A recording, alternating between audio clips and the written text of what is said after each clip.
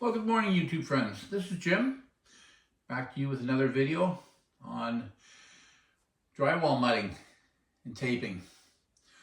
Well, I had two epic failures yesterday. The first epic failure was I spent an hour and a half recording doing drywall mudding. And I basically talked to myself for over an hour because my phone wasn't recording.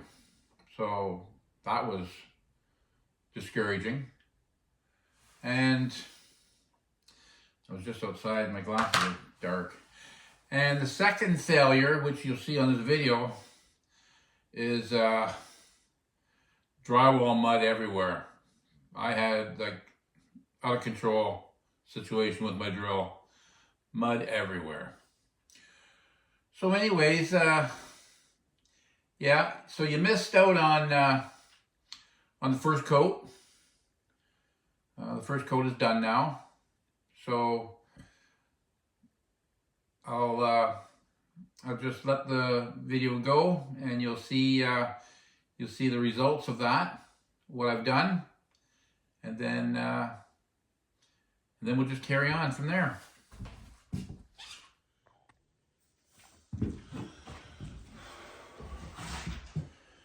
Okay, let's talk about taping a seam. What you've got for taping a seam is you got paper tape and you got the mesh tape. I've heard so many different stories about the paper and the mesh. Pros and cons for both. So the mesh tape comes in the green and the white. Apparently the green is good for bathrooms because it's better for moisture. I don't know, I can't really see much difference myself. So I always buy the green, but I've ran out of green, so now I'm using the white. And before I'm done this job, I'll probably run out of the white, so then I'll be pulling out some paper tape. But basically what you do is you get your tape, and you put it on your seam, on the middle of your seam. Take it right down the seam, just like that. Don't force it into the crack, because you want your mud, your drywall mud going in there.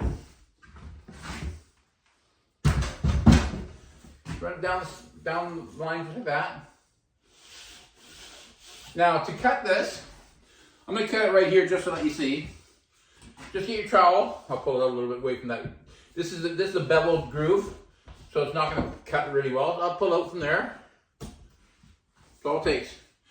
Just get your putty knife and sharp little thing, sharp little pull, and it's done. Okay, so I've done a lot of mudding with paper. The thing with paper is you have to put a layer of drywall mud. Then you put your paper on over top of it. And then you flatten it all out and push all the excess mud out. So you've got mud under the tape, and then the tape sticks to the wall. Whereas with the mesh, I don't pre-mud it. I do a coat over top of the whole thing. And the drywall mud will go into that crack. So when I'm done with my first layer on paper tape, you see the tape. But when you're done your first layer with the mesh tape, you don't see your tape because your tape is underneath the mud. The paper tape, no, the mesh tape, with the mesh tape, the drywall compound is through the mesh and on top of it. Whereas with the paper tape, the drywall compound is underneath. And I think you save yourself some time by using the mesh. A professional may tell me differently. Like I say, I've done both. And myself, I prefer the the mesh. So that's the deal there. And part of the room's already been taped. My grandson helped me do some stuff, so we're sort of mixing away at it. So I've got all the seams taped, and I'm ready to start mudding. What I'm using is, this is called High Density 90. The advantage of High Density 90 is you can put it on the wall, and it says that within 80 to 120 minutes it's dry. So that's a big advantage. I've used it once before, actually a couple of times. I really like it.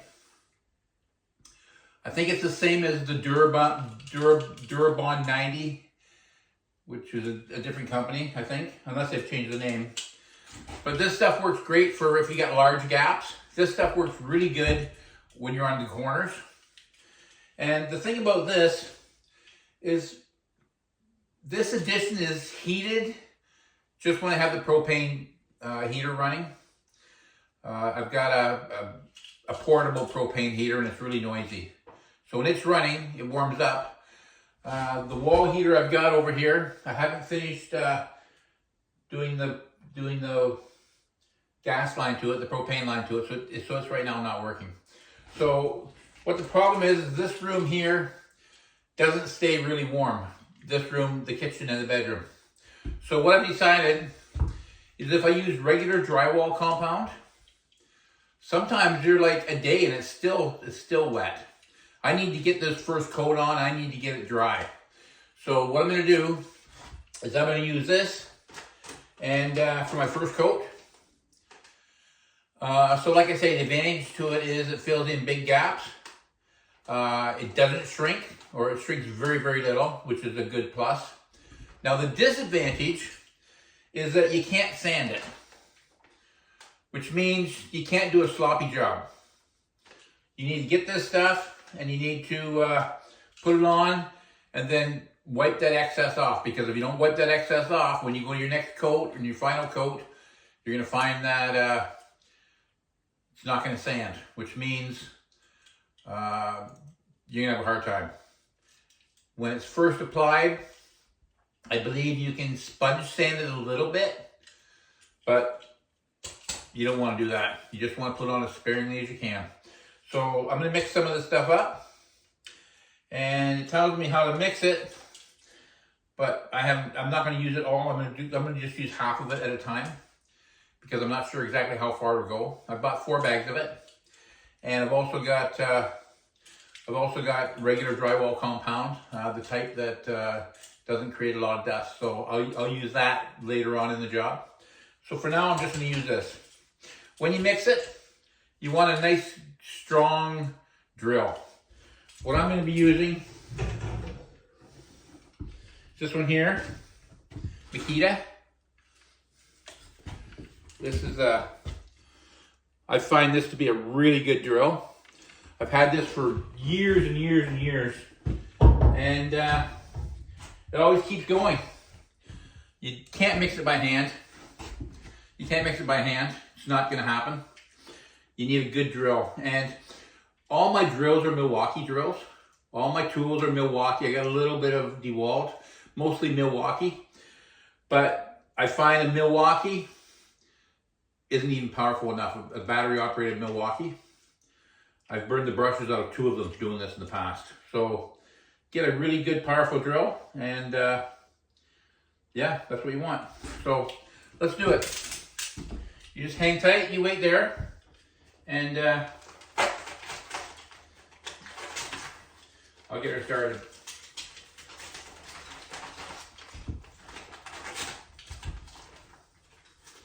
Like I've said before, I really don't like drywalling. I don't like money. So stop me anytime you want. Come over and give me a hand. I don't know whether I should put the water in first or the powder in first.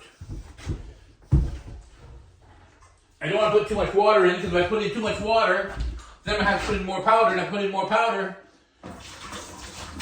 then you have to work at it longer. You might want to take a break for lunch shortly. I think that's all I'll put in for now. We'll mix her up, we'll see what that does.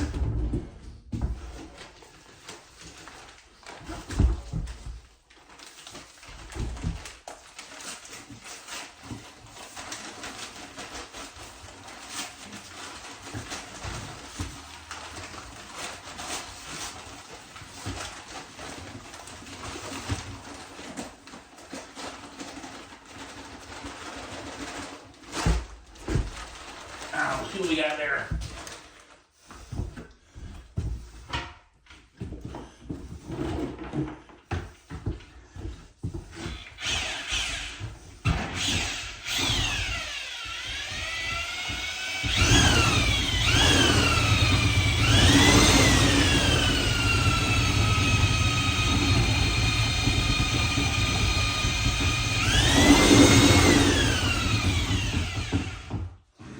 Yep, I think I put in too much water.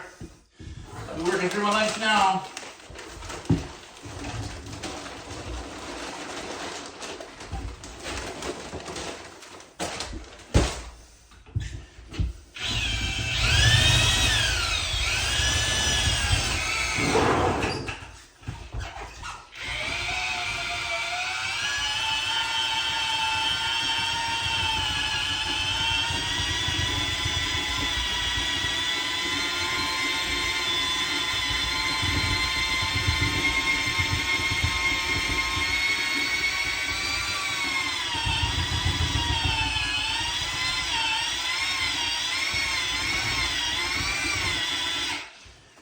Okay, now I think I put in too much powder.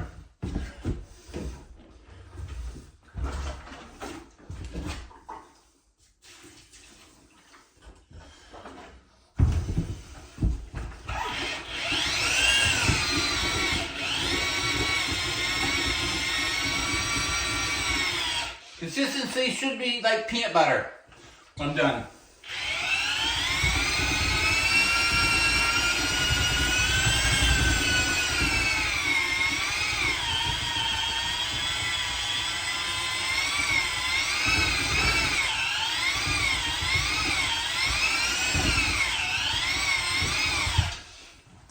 I didn't want to mix this much product, but oh well, it is what it is.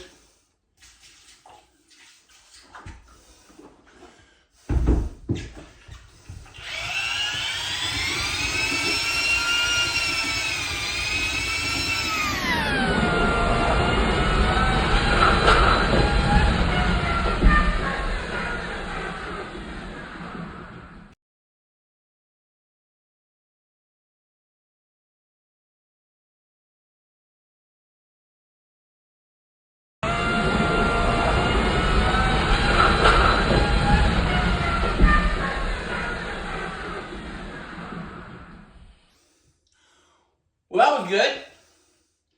My trigger got locked on my drill. Wow. What a mess.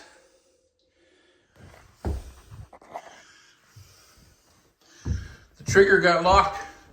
The trigger got locked on my drill. I didn't like that at all. What a mess. Wow. It's all over my wall heater, everything. Wow. Well, I'm done for the day. That was an epic failure with that mud squirting everywhere. Basically what had happened is I thought the trigger locked on the drill, but what actually happened was the pail got away on me because the mud was too thick, and then it just went everywhere. Just a terrible mess. But anyways, yeah, I did my first coat. It's totally done now. And I did the whole thing with the 90, which means now she's getting dry. I just finished, but I could probably start again if I wanted to, but I don't want to. I'm done. I'm filthy. My pants, you should see my pants.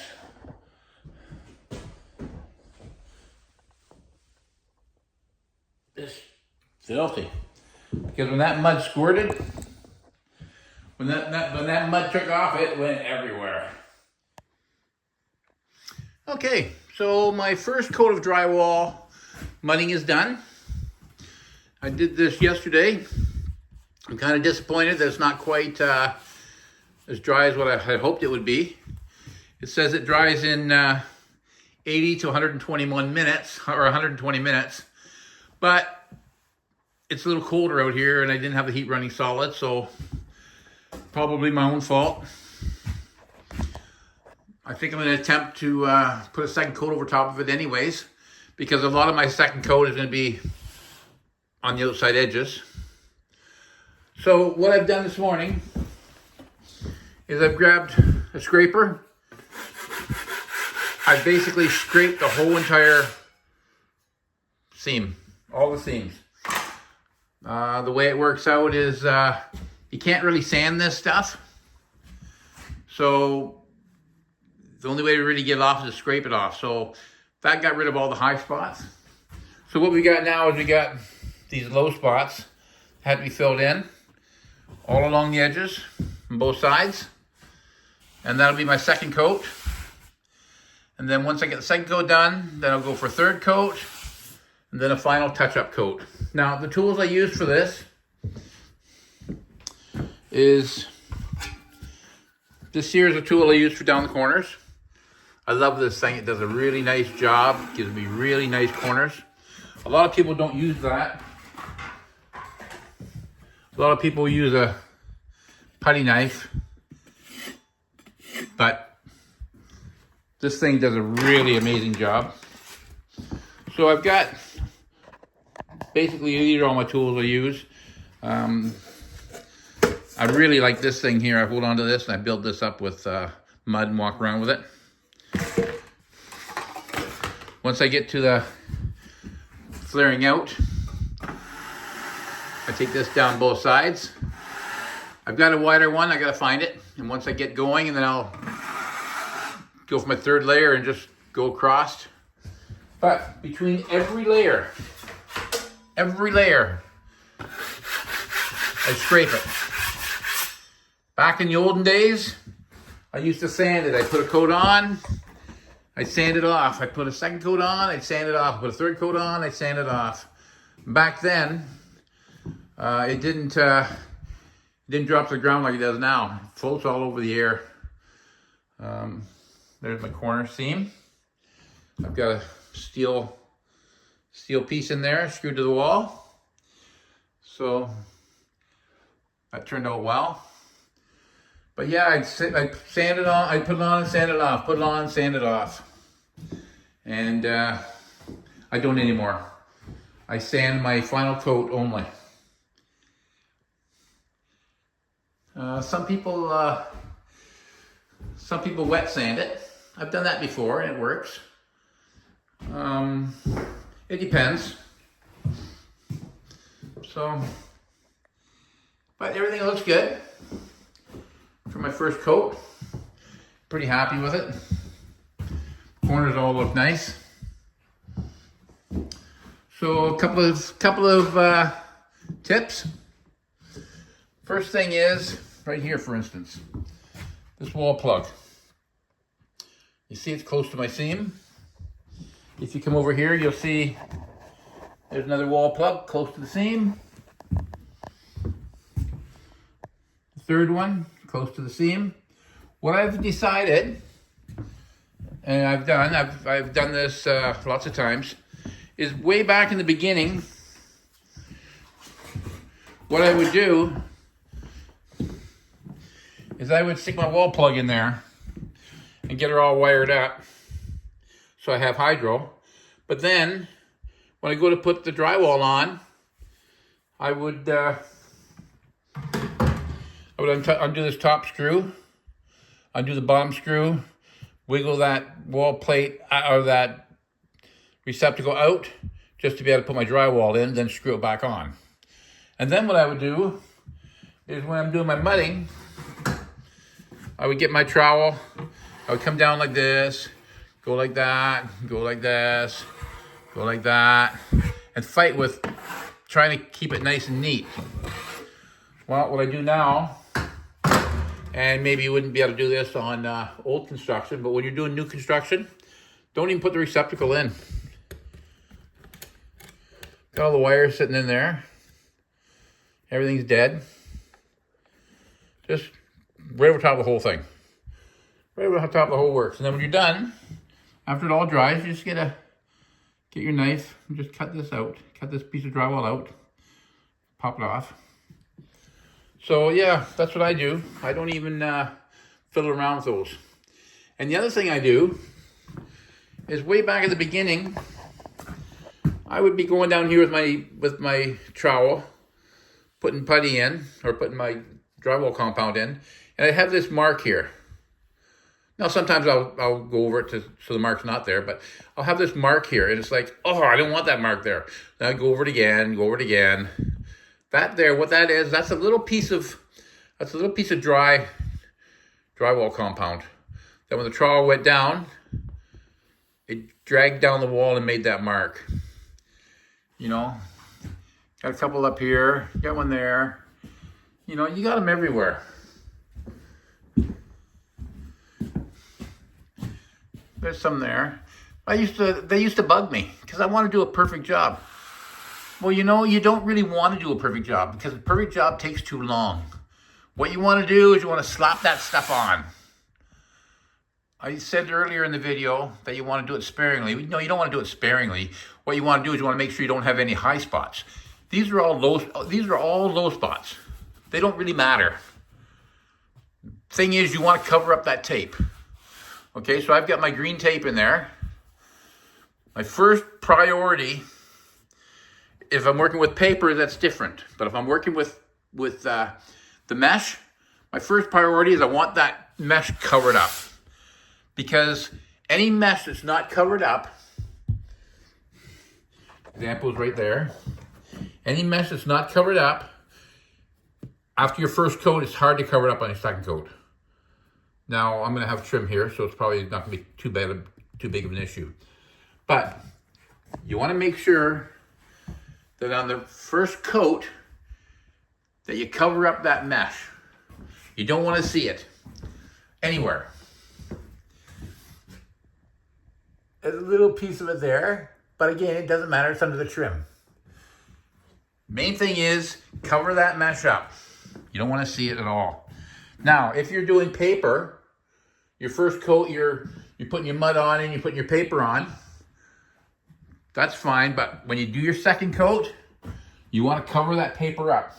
Because if you don't cover it up, then it's going to be hard to keep it covered up once you start going. Because see right here, for instance, I've got my tape here, my green mesh. I put this on thick enough that I can't see that mesh. Now this is, right here, this is the lowest this wall is ever going to go. The thickness. This is the thinnest this wall will ever be. Because this is beveled down, this side's beveled down, the tape is down there, and the mud's over top of it. And I've taken my scraper, and I've gone over it, scraped it.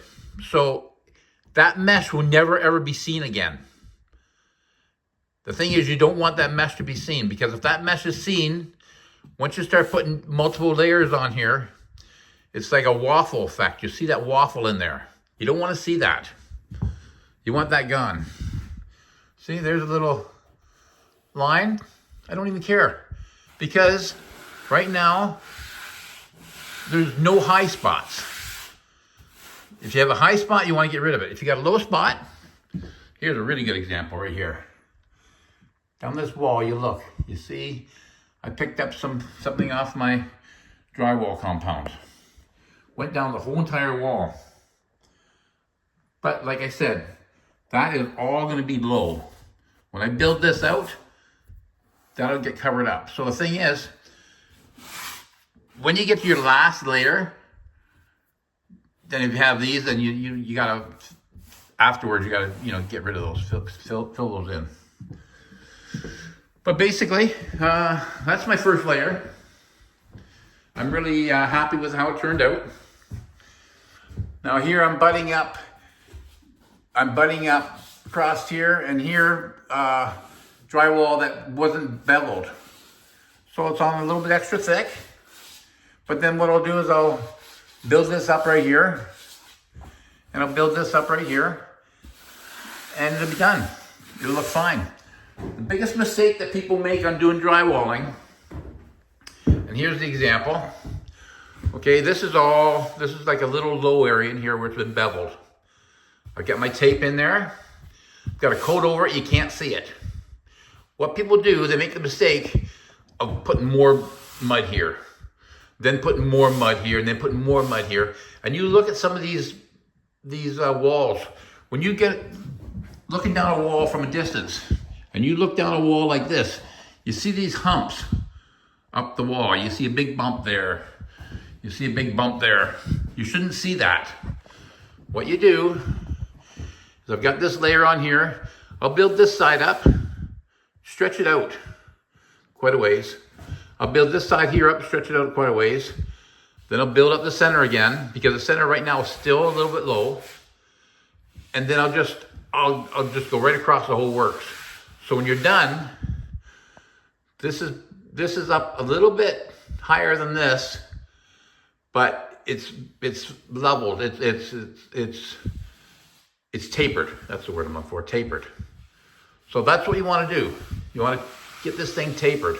So my first coat's done. I'm gonna go do a second coat, and that'll probably take me, I don't know, 2 or 3 hours. Not really looking forward to doing it. Like I said, drywall's not my favorite. Muddy's not my favorite.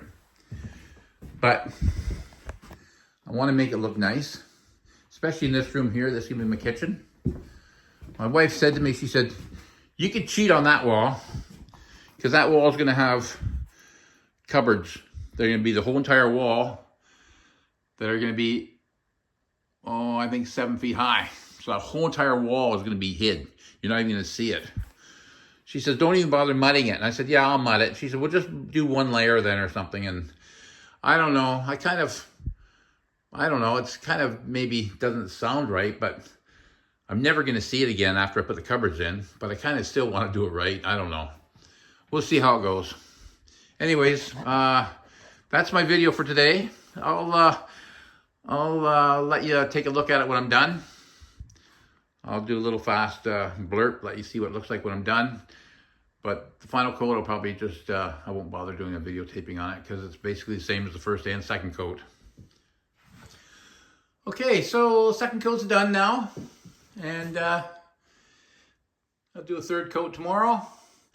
I'm not going to bother doing a video on the third coat, because it basically looks the same as the first and second coat.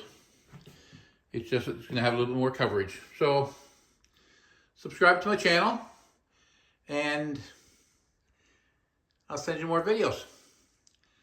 Hopefully this video helps. Like I say, I'm not a professional, but I think I am doing a really good job. So subscribe to my channel, and if you have any comments, leave a comment below. And like my videos if you like it. And we'll talk to you in the next video. Have a great day.